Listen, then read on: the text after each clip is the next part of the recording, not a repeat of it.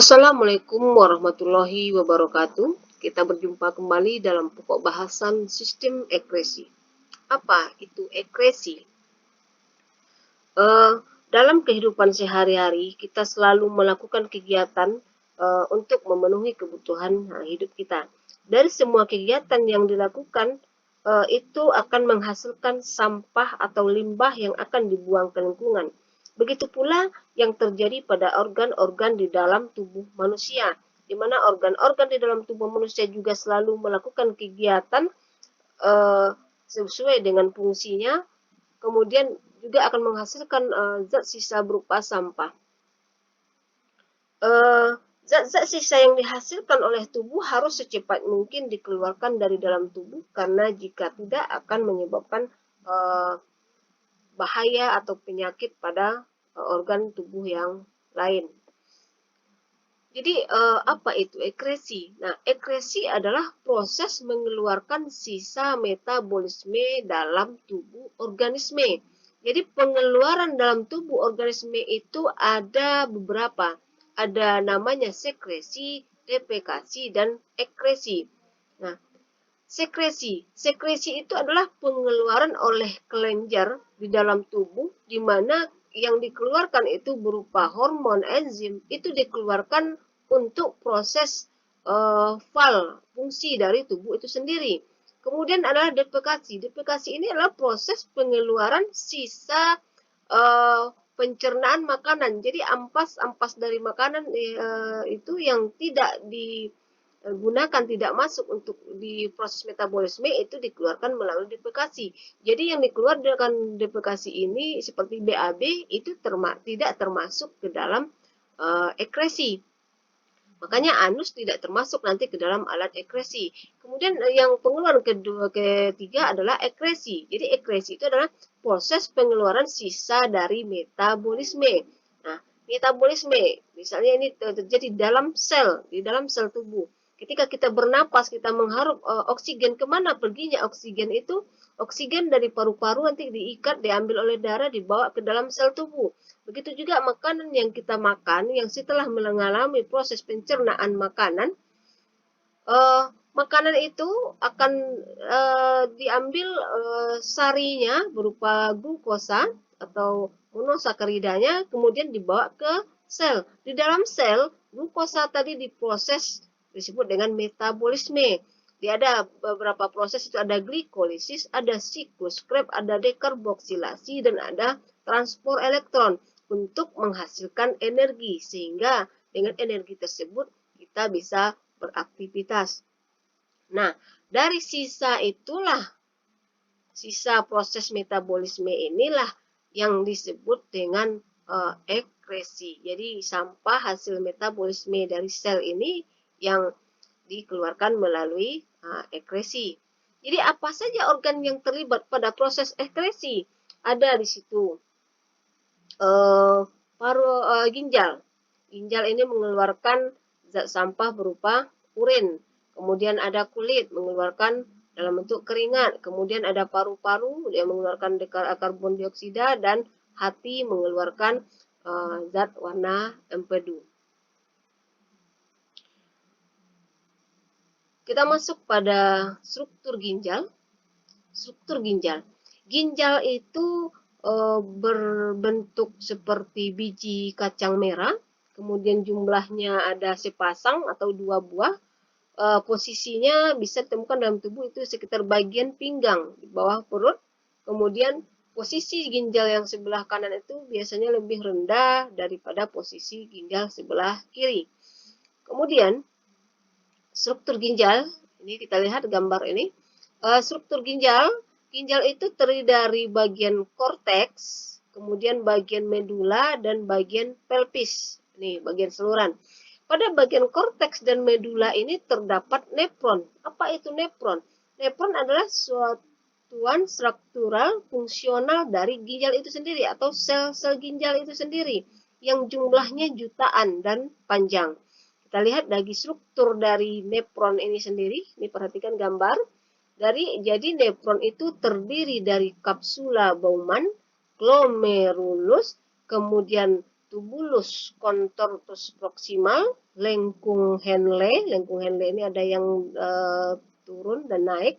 Kemudian tubulus contortus distal dan tubulus collectivus. Nah, dari tubulus collectivus ini nanti masuk ke ureter menuju ke kantong kemih atau vesika urinaria. Itu adalah struktur dari ginjal. Kita melihat dari proses pembentukan urin. Oke. Proses pembentukan urin terjadi di sini. Jadi darah membawa darah masuk ke dalam kapsula Bowman dan disaring di glomerulus. Hasil saringan ini atau filtrasi masuk ke tubulus contortus proximal. Jadi saringan atau filtrasi dari glomerulus ini disebut dengan urin primer. Di sini protein tidak boleh masuk.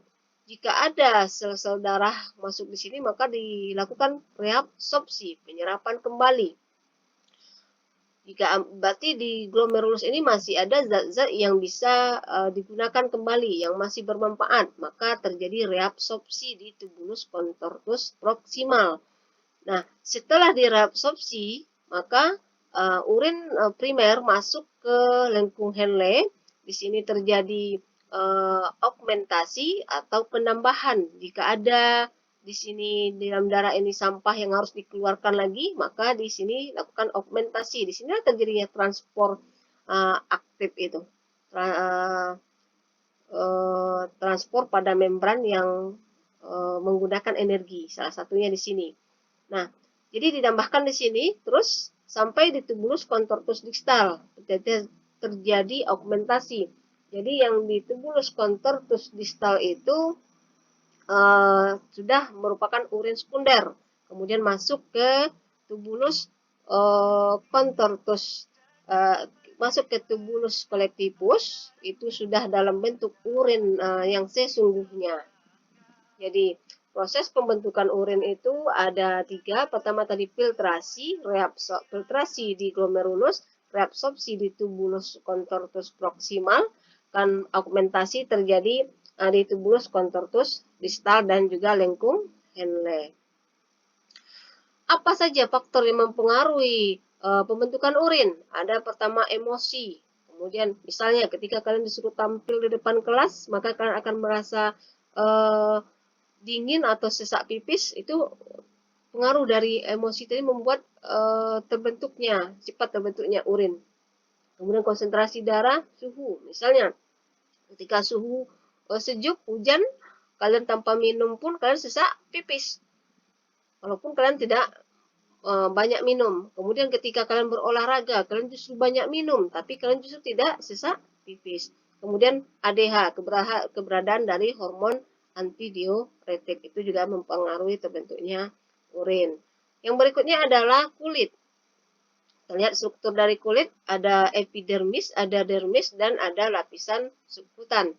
Nah, pada lapisan epidermis ini terdapat 4 lapisan lagi, stratum corneum, lapisan kulit yang mati, stratum lucidium, lapisan yang bening, kemudian stratum granulosum berpigmen, kemudian stratum germinativum itu yang mengalami regenerasi aktif untuk tumbuh. Nah, di sini ada kelenjar minyak, ada folikel rambut, ada serabut saraf, ada pembuluh darah. Nah, kemudian ada di sini kapiler. Jadi proses pembentukan keringat itu dipengaruhi oleh kelenjar hipofisis ya pada otak. Kemudian kita lanjut paru-paru. Pada paru-paru kita sudah bahas kemarin yaitu pada sistem respirasi, yaitu pada proses inspirasi dan ekspirasi, jadi kita tidak jelaskan lagi. Kemudian hati. Jadi hati selain berfungsi sebagai sistem pencernaan makanan, dia juga berfungsi dalam sistem ekskresi. Karena hati itu mampu merombak asam amino menjadi berupa asam karboksilat dan amonia. Kemudian juga dia merombak eritrosit atau sel darah merah yang sudah tua, sel darah merah yang tua, di mana hemoglobin itu dipecah menjadi Fe, globin, dan hemin. Fe dengan globin ini digunakan kembali untuk pembentukan darah baru di sumsum merah tulang. Kemudian hemin ini dipecah menjadi bilirubin dan biliverdin dan membentuk urobilin atau zat warna empedu yang akan mewarnai urin dan feses. Jadi ketika kita minum obat ketika sakit, itu kan obat itu adalah berupa zat kimia, bisa menjadi racun dalam tubuh kita. Nah, itu diproses di salah satunya di hati, nanti dikirim nih memberi warna. Ketika kalian minum obat tertentu, bisa saja urin kalian berwarna hijau, berwarna biru. Itu di sini prosesnya. Oke, demikianlah materi kita hari kali ini. Atas perhatiannya, terima kasih. Assalamualaikum warahmatullahi wabarakatuh.